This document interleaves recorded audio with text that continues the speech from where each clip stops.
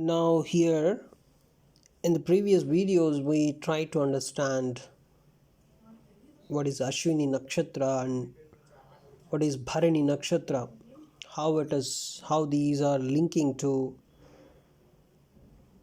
the creation and the evolution of the universe. We also saw how different planets behave in the nakshatra Bharani. Now, how Saturn feels then? That is a question. So, Saturn is a planet of discipline, it's a planet of boundaries, also, even, and it is a cool planet, it's a karmic planet.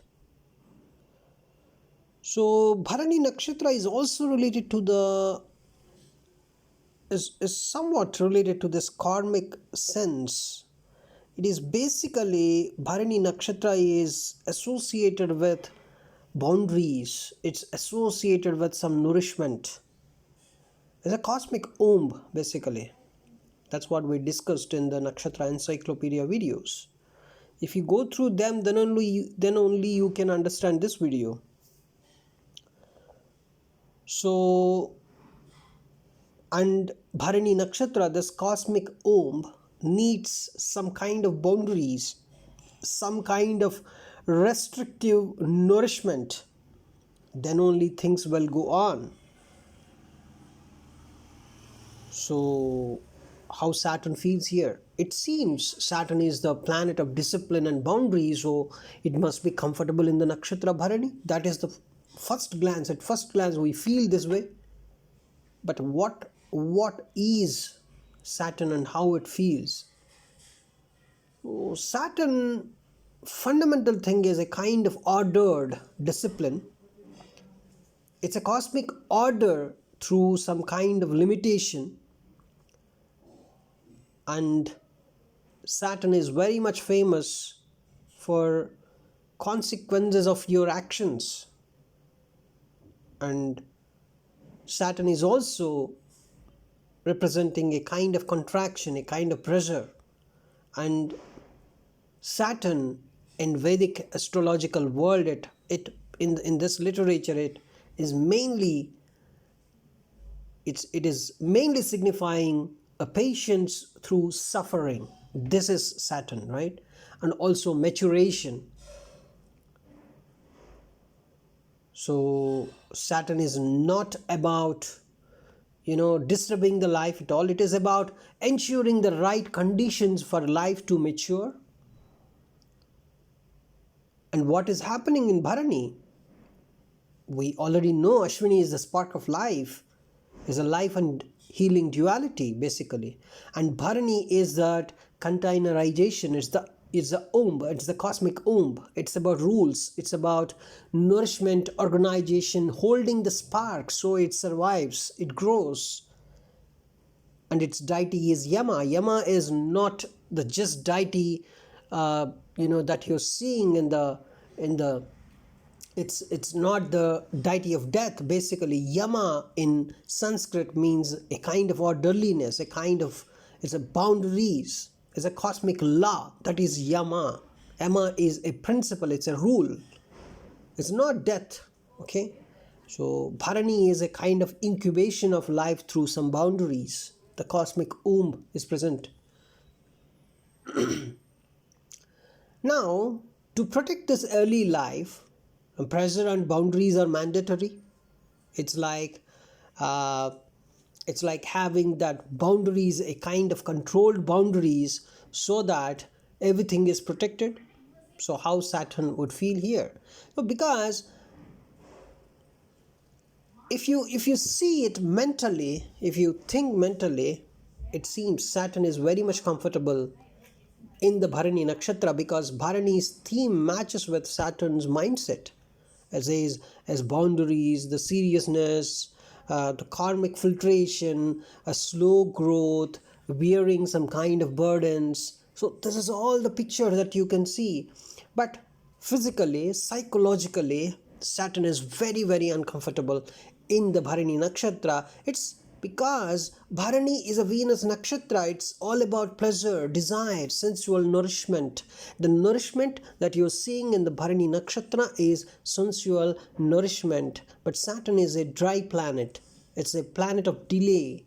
It's a planet of denial also. So it's like putting a monk in a maternity ward, right? It's a maternity ward. In a maternity ward, you're putting a monk there. So he understands the responsibility, but he doesn't enjoy the emotional intensity. So it's something like Saturn in Bharani is a kind of burden of life, because Saturn doesn't enjoy that emotional intensity. It's something like carrying some karmic burdens carefully so that life grows responsibly. So the natives having the Saturn in the Bharani nakshatra, they take responsibility and they suppress pleasure. They carry family karma. But it's a kind of, it's a theme is a kind of burden of life. So Saturn is a kind of pressure. So in Bharani, that pressure becomes a kind of obligation to nurture sometimes. It's a weight of responsibility, right? But in which area the Saturn in Bharani is comfortable? It's something like there is a kind of maturity in handling the resources, the Venus theme here, and protecting this whole vulnerable thing, the cosmic womb, protecting that vulnerable thing.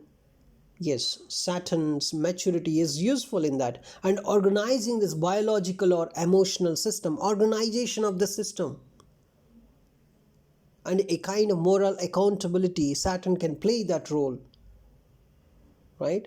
So that's a kind of a doctor job, is a kind of child care worker job. It's a kind of trauma healer job. So that is Saturn in Bharani. So Saturn's challenges here, if you think about, there's a kind of emotional dryness.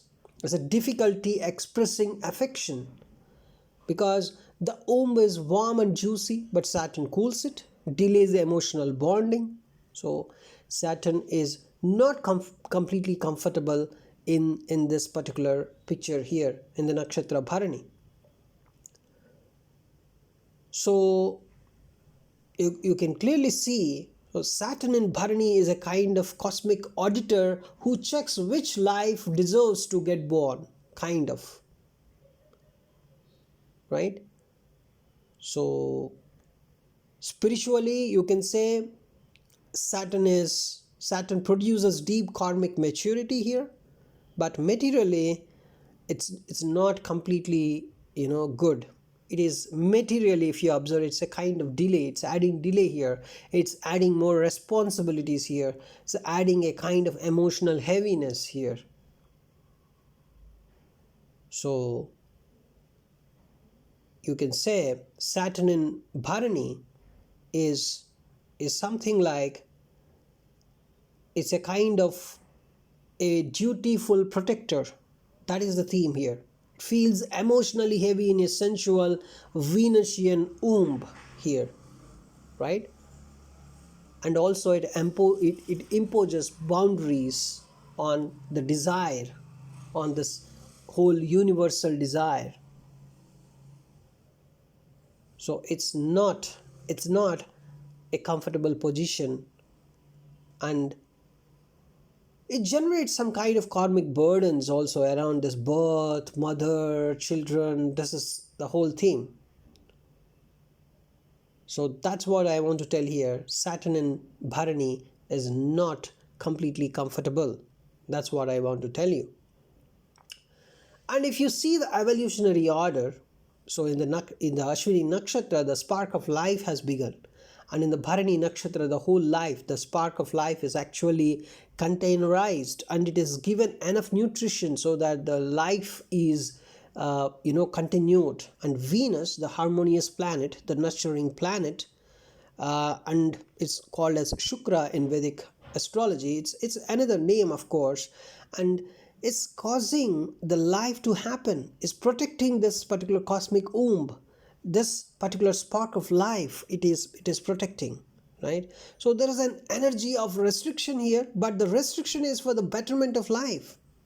It's a boundedness for that life. So Venus is actually the planetary ruler also for Bharani. So Bharani is related to that containerization, and then the harmony is present, so that it is nurturing the cosmic womb. The whole thing is nurturing. And how Venus is actually the planetary ruler here, because Venus is very much is the harmonious planet. It is Shukra. It's all about that containerization and growth, a sensitive growth here. So the growth must happen. The spark of life growth, this spark of life growth must happen with some kind of boundaries, with some harmony and nourishment. So that's where Venus is the perfect planetary ruler for Bharani Nakshatra. And now you can clearly see, even in Vedic astrology or in any Vedic literature, you can see Shukra literally means it's a reproductive essence. It's a life continuing fluid. It's a biological continuity. It's a nourishment medium, right? So it's a kind of cellular glue of organism, you can say. So Venus is the principle that allows life to continue once the life is sparked. And the life is sparked in the Ashwini Nakshatra, and this spark of life is continuing in the Bharani Nakshatra in the form of cosmic womb. So the spark is already made in the Ashwini Nakshatra, so life must survive now inside the womb. That survival, to survive, we need some kind of nutrient exchange, a kind of hormonal balance, a kind of temperature regulation, a harmony, cooperation. It's a very, very intensified process. What is happening in the Bharani Nakshatra, it's a very, very intensified process. So the Venusian energy is very much required, and that boundaries and that harmony is very much required. That is Venus, right? So the Venusian boundaries are, it's not stopping something. The boundaries are protective, it's nourishing. That is Venusian boundaries. Venusian boundaries are supportive, but Saturn's boundaries are different. They are prohibitive, right? Saturn's boundaries are completely different. Though that boundary thing that you're thinking about Saturn, it's Saturn's boundaries are basically, they are prohibitive. But here Venus boundaries are supportive. They're supporting the spark of life to continue to grow. So Bharani needs that supportive boundaries. That's why Venus is the planetary ruler here. And the Yama principle that you're talking about is always about a kind of rules of embodiment. It's always about the filtration of souls. That kind of principle, that Yama principle, is very much required for this cosmic womb, for the spark of life to grow in this cosmic womb. So now, in the Krittika Nakshatra, what's happening? The next Nakshatra is Krittika.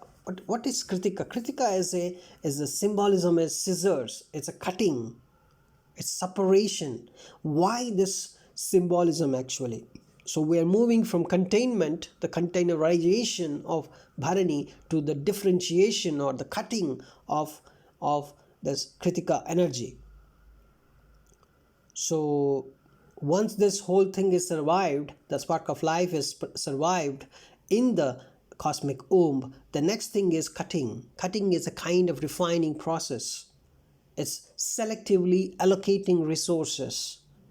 So now once this whole thing is formed in this Bharani Nakshatra, everything is, the life is grown, but the whole life is uniform. It's a kind of abstract thing, abstract life.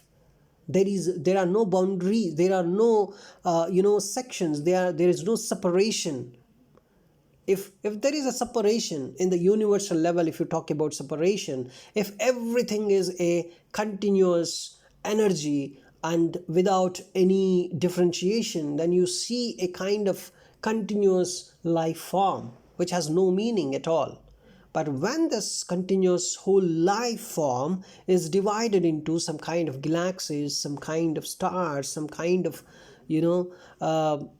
different worlds, then yes, you can see that segregation, you can see that separation. That separation creates some meaning. That separation is Kritika. Even in fetus, in the form of fetus, if you observe this, in the form of fetus, if the fetus is the fetus only, then you cannot see any separation in the fetus. Then how can you see this kind of legs, hands, and then the body? This kind of separation is needed, right? Without that separation, it's just a life form. It has no meaning, it has no differentiation, it has no cutting, no separation. Here, cutting means that separation, the kind of cellular specialization, right? That's why Krittika is represented by that knife, that scissor, that razor, that a kind of flame. We say in Vedic terminology, it's a kind of flame, the flame that can separate the whole uniform structure. And here this cutting energy is ruled by sun. And because, see, once everything is being separated, everything is segregated, then a kind of self, the concept of self is coming into the picture. Because once things are separated, then you can identify this is this part, this is this part. So there is a kind of identification, there's a kind of self. So that's why sun is the ruler here, right? So, and also the cutting thing here means it is cutting some unnecessary patterns in the whole universe, or in the level of fetus also you can understand this, so that it is refining the spark. In the Bharani, it is only nourished, it is only a uniform continuous energy which is an abstract form. But when in the Krittika Nakshatra, when this whole uniform energy is separated into different parts, then you can see universe is having different things, and every different thing has its own identity, own self. That self concept is actually making sun as the ruler of Krittika Nakshatra, right? So the fire that you're seeing here is actually, the fire is creating some kind of identity, the self. So you can say Krittika is the first division of unity. Krittika is the first division of this whole unity, because Bharani is just a kind of safe incubation, it's nourishment, it's a kind of karmic filtration, that's it. It's a uniform energy, it's a uniform cosmic womb, but there is no separation till now in that womb, in that universal thing, right? So without Krittika, there is no identity, there is no individuality, there is no ego, there is no specialization. So the moment Krittika is cutting or separating this whole uniform energy into different parts, it is trying to separate it into different parts. Every part has got some identity, every part has got that self, and thereby ego correspondingly, right? So clearly Krittika is required for that separation of the things. So Krittika is that fire which is actually separating the whole uniform energy into different parts, so that you can have some kind of clarity by Krittika. Otherwise, as you see in the Bharani Nakshatra, it's only a cosmic womb, but it's a uniform energy, right? So Ashwini is the spark of life, and Bharani is that furnace chamber that contains this particular heat, this particular whole spark of life. And Kritika is the fire. It's a kind of fire which is shaping this whole uniform energy. That cutting fire is very much required. Otherwise, everything is a kind of uniform energy. So this is the evolutionary necessity, right? So Kritika decides what is retained and what is discarded, and there is a kind of organizing fire of the sun here. So that is actually about Kritika. Kritika is very much required, right? So as Ashwini is the form of that appearance of dual awareness that you're seeing, and Bharani is the containment of the first life within that cosmic womb, and post Bharani you're seeing the behavior of this Kritika, which is doing the differentiation, separation, cutting. The differentiation is by heat. Kritika introduces that Agni, the fire, as the force that divides, separates, identifies, and refines the whole thing. It is not fire like flames, it is cosmic thermodynamic asymmetry. It's a kind of uniformity breaking, right? So basically, this particular transformation that is happening in Kritika is the most important one in the whole universe, right? So this is the evolutionary sequence. Then only once this universe is cut, then you can see that planets, bodies, and whatever different galaxies and everything. And even in the fetus level you can find some identity, right? So Bharani basically, it holds just a kind of undifferentiated life, a kind of uniform life. Kritika is actually, it is igniting the central fire that cuts, defines, and differentiates that life into purposeful, identity bearing structure. The whole structure is having some identity now. So this particular fire is very much important. Otherwise the life would be stopped as a kind of undifferentiated life. It's a kind of uniform potential. There's no organs, no polarity, no directions. Everything is a kind of it's the same energy throughout. Nothing is specifically expressed, right? So it's a kind of perfect symmetry that you're seeing, and it's a whole, right? It's a kind of symmetrical, uniform thing that you see in the Bharani, but the asymmetry is introduced by Kritika. Kritika breaks this particular perfect symmetry. This is the most important event in creation, that is the symmetry breaking.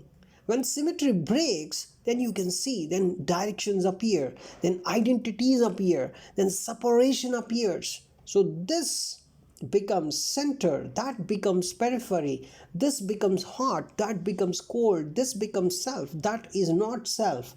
So this kind of differentiation begins in the Krittika Nakshatra. So this fire, the fire that you're talking about in the Krittika Nakshatra, is an organized energy gradient that forces kind of differentiation, right? So this fire is very much required. So Krittika is the first initiation of differentiation in the universal. If you imagine this universe as a kind of egg, then the Krittika introduces a kind of, this is the nucleus part, this is the environment, it's a cosmic medium, and this is a membrane, this is the boundary, right? So this kind of differentiation, whatever differentiation that you're seeing in the universal level, that differentiation is actually initiated by the fire of Krittika, right? So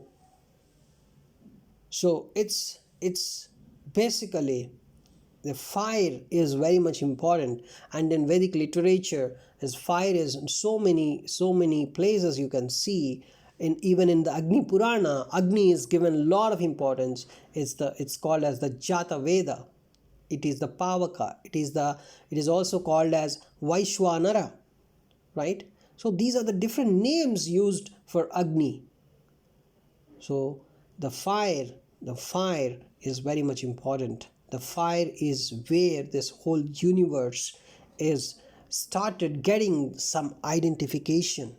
So that's why in Vedic literature, fire is given a lot of importance, and fire is treated as a god, and fire is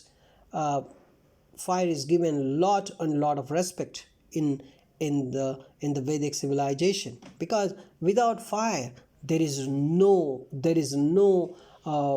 separation of the universe, that womb energy, and the life would not continue at all, right?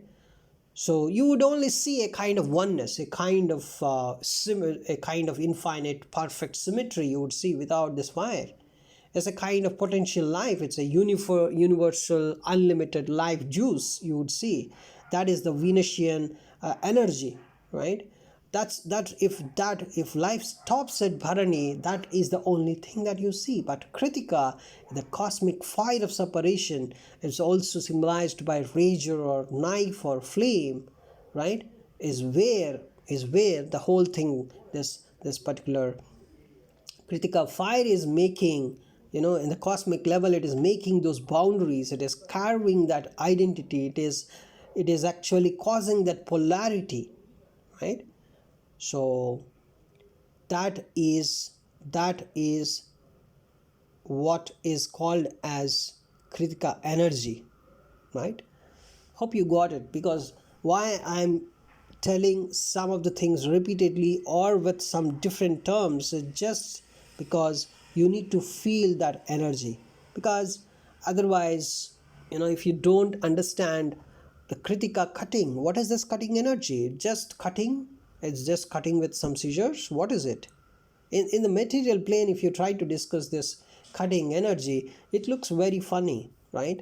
But this is the Kritika's fire, and that fire is very much important. I am again telling, fire is given utmost importance in the Vedas, right? So Kritika establishes the principle of differentiation. Kritika establishes the principle of differentiation, separation. Without Kritika, everything is uniform, everything is same, symmetric. It looks very, very, unuseful energy, unuseful, a very big life form. So that's what is Kritika. You got it? So in the next video, we'll try to understand how different planets feel in this energy of differentiation, that is Kritika's energy. Thanks for watching this video.